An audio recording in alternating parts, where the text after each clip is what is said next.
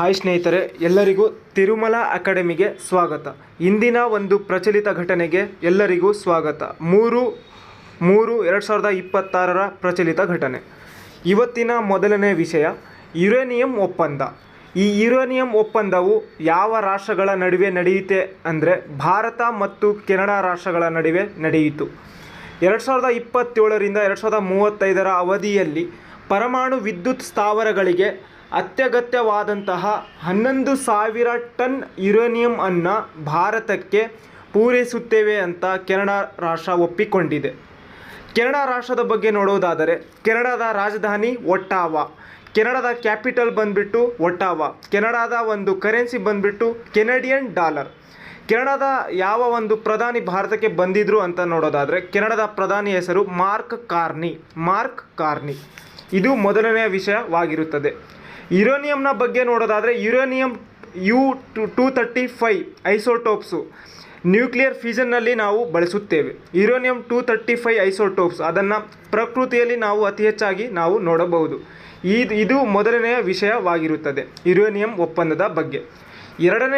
ಇವತ್ತಿನ ಎರಡನೆಯ ವಿಷಯ ಏನೆಂದರೆ ಯೋಲಿಯಂ ಎನ್ನುವಂಥ ಅನಿಲ ಸೋರಿಕೆ ಆಗಿದೆ. ಯಾವ ರಾಜ್ಯದಲ್ಲಿ ಅಂತ ನೋಡೋದಾದರೆ ಮಹಾರಾಷ್ಟ್ರದಲ್ಲಿ.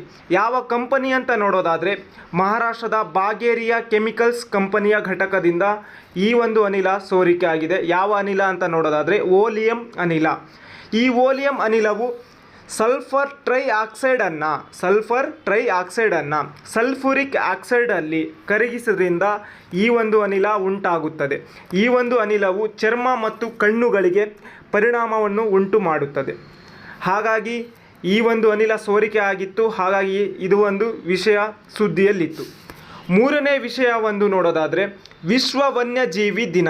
ಇವತ್ತು ಮಾರ್ಚ್ 3 ವಿಶ್ವ ವನ್ಯಜೀವಿ ದಿನ, ವರ್ಲ್ಡ್ ವೈಲ್ಡ್ ಲೈಫ್ ಡೇ ಅನ್ನು ಆಚರಣೆ ಮಾಡುತ್ತೇವೆ. 2026 ವಿಶ್ವ ವನ್ಯಜೀವಿ ದಿನ ಅದರ ಒಂದು ಘೋಷವಾಕ್ಯ ಥೀಮ್ ಏನಾಗಿತ್ತು ಅಂತ ನೋಡೋದಾದರೆ medicinal and aromatics plants conserving health heritage and livelihoods ಈ ಒಂದು ದಿನದ ದೇಹವಾಕ್ಯ ಆಗಿತ್ತು.